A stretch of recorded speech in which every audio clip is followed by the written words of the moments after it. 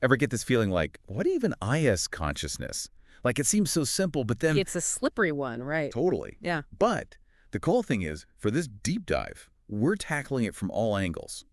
Got cutting-edge science in the mix. And we've got the ancient wisdom of Hindu philosophy, too. Two totally different perspectives. Right. But both trying to figure out the same thing, what makes us, well, us, Yeah. aware, thinking beings. Exactly, and that's what I find so fascinating. You've given us the material to look at this from the concrete world of modern neuroscience. And then compare it with this much, much older philosophical viewpoint from Hinduism. Yet both grappling with those big questions. It's universal. Totally universal. But, okay, before we go too deep, let's define things. When we say consciousness, we're talking about being aware, right? Being able to think, experience stuff. Exactly. Knowing you exist, basically. And for ages, science has said, well, it's got to be the brain, right? All those crazy neural networks doing their thing. Well, like a computer, kinda. Kinda, but way more complex. One theory, the global workspace theory, says think of it like a theater stage. Ooh, I like where this is going. So your senses, they're like spotlights. Sight, smell, touch, each one shining on different actors, let's say. Okay, I'm with you. These actors are your thoughts, your feelings, everything you're taking in, and right there, center stage, that's where your conscious awareness is, where it all comes together. So it's not just one part of the brain, it's more like... It's the whole shebang working together, creating this unified experience, yeah. Makes sense. But then there's that other theory, right? Integrated information theory. That one's a bit more... A bit more out there. Well, yeah. Trying to measure consciousness. That's wild. It is pretty wild. This theory says it's not just about different brain parts chatting, it's about how well they integrate information. More integration, higher consciousness. So like a sleeping brain versus a wide awake one, totally different levels. Exactly. Deep sleep, less integration, less conscious awareness. Makes sense, right? But here's the kicker. Hit me with it.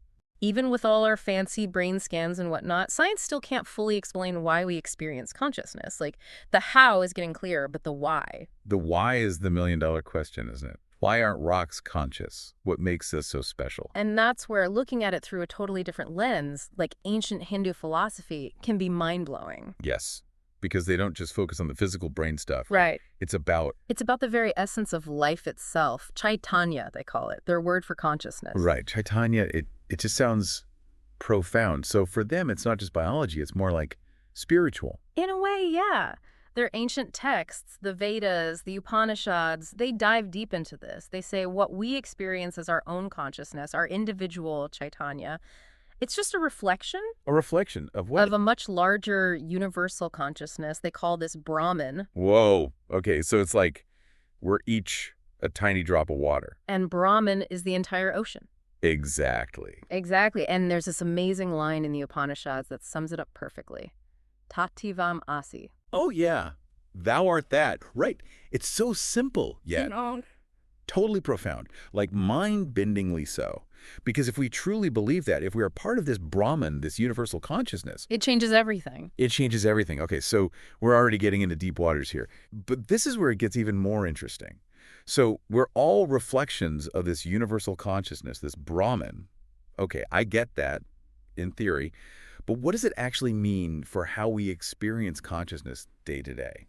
That's where things get really juicy. See, Hindu philosophy doesn't see consciousness as this one-size-fits-all thing. They talk about it existing on different levels, like states of awareness we all cycle through. Right, like that ladder thing, right? Yeah. The research material. Exactly. Each rung on the ladder is a different state. And the first one, the one we're most familiar with, that's called Jagrat, our ordinary waking state. Makes sense. Alert, senses going wild, mind racing with to-do lists. That's Jagrat. Now climb up a rung, and we're in Swapna, the dream state. Dreams. Okay, so we might think of them as less real, but... Yeah. But there's still a huge shift in consciousness. Suddenly your mind's creating entire worlds, right? No logic, no rules. It's like your own personal reality TV show playing out in your head. And you're the star. Exactly. Which makes you wonder, if our consciousness can do that while we sleep, what else is it capable of? Big questions. So we've got Jagrat, waking, Swapna, dreaming. What's next on this ladder? This is where it gets even wilder. The next rung up is Sushupti, deep sleep. Okay, hold on. How can you be conscious in deep sleep? It's like the opposite of being aware. Right. Seems like a contradiction. But Hinduism sees deep sleep as being very close to pure consciousness. Whoa, now you've lost me. How can being unconscious be close to pure consciousness? I know, it's a mind bender, right? But think of it this way.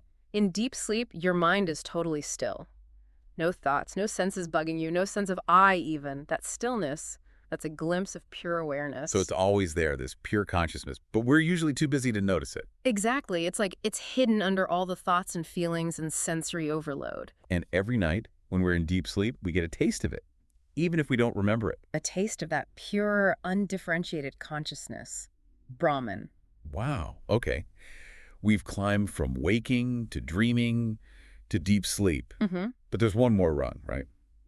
What's at the very top of this consciousness ladder? The final state. That, my friend, is Turiya, the transcendent state. Okay, this is where it goes beyond my everyday experience, for sure. Turiya. It's not like deep sleep, something we experience every night. Not quite. We cycle through Jagrat, Swapna, and Sushupti naturally, but reaching Turiya, that takes dedicated effort, deep meditation, spiritual practice. So it's like all those other states, they're leading up to this ultimate realization. Exactly. You could say that. It's about merging completely with that universal consciousness, becoming one with Brahman. Okay, that's intense. But what's really cool is this ancient stuff, it's kind of lining up with what some modern research is finding too, isn't it? Totally. Fields like transpersonal psychology, contemplative neuroscience, they're suggesting these transcendent states aren't just mystical mumbo-jumbo. They're altered states of consciousness, and we can study them, maybe even learn to cultivate them. Love when ancient wisdom and modern science shake hands like that. And it makes me think about something else from the research. Karma. We touched on it before.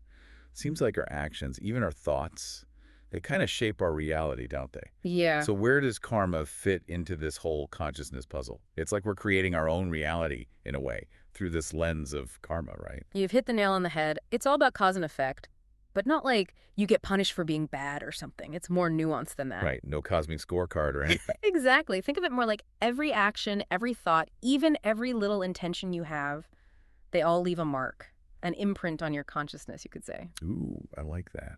Karmic imprints, like footprints we leave behind on the path of our awareness. Beautiful. And those imprints, those footprints, they shape everything that comes next. Our experiences, our habits, our reactions to stuff. Even our future lives, according to Hindu thought. It's this ongoing cycle. So the more we do good, think good thoughts, Yeah.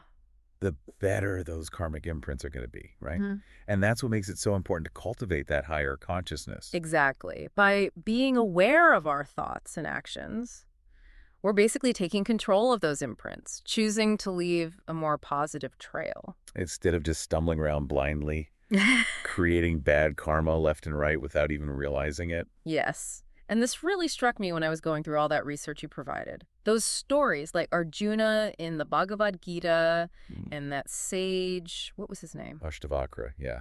Those stories were powerful. Though I gotta admit, I'm not sure I totally got them. Well, let's unpack them a bit. Take Arjuna, here he is about to fight this huge battle, right? But he's totally torn up inside, facing his own family on the battlefield. Talking a moral crisis. Heavy stuff. And that's where Krishna comes in, right? To guide him. Yeah. Krishna, think of him like that inner wisdom we all have deep down. And he reminds Arjuna that his true self, it's not those fleeting emotions, not those doubts swirling around in his head. It's that deeper awareness. That Atman, that eternal spark of consciousness, which is ultimately part of Brahman. And by tapping into that, Arjuna can act with clarity, with purpose, and free himself from those karmic consequences. So it's not about avoiding action altogether. It's about acting from a more conscious place. Exactly. And then there's Ashtavakra. Now, this guy was supposedly enlightened from the moment he was born.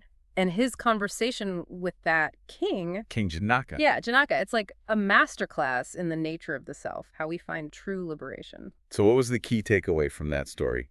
I need a refresher, for sure. Ashtavakra, a wise little dude, he's like, look, true freedom comes from realizing your true self. Which isn't our body, isn't our thoughts. It's not even our individual consciousness. It is that pure universal consciousness, that Brahman we keep talking about. Like, we're not just a waves on the ocean. We are the ocean. Boom. There it is. That's the shift in perspective we're talking about, realizing we're all part of this vast, interconnected everything. It's kind of mind-blowing, but also strangely comforting. Like something I already knew deep down. Right, and that's the beauty of these deep dives, you know? We start with a question and end up uncovering these layers of insight that connect us to something way bigger. Each one's like a journey. So as we wrap up our consciousness adventure today, what's the most important thing you hope our listener takes away from all this?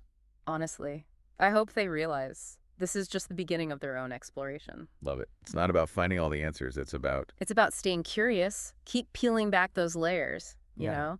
Connect with that deepest part of yourself. because we're not just along for the ride. We've got this power to shape our own experience. Through our choices, our actions, how committed we are to waking up. Couldn't have said it better myself.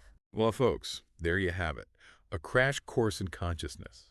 From the nuts and bolts of the brain to the ancient wisdom of Hindu philosophy. We've covered a lot of ground. Hopefully you're feeling inspired to keep exploring this fascinating landscape of awareness. And remember, you're not just a brain in a vat, you're something way more incredible. Until next time, keep those minds curious.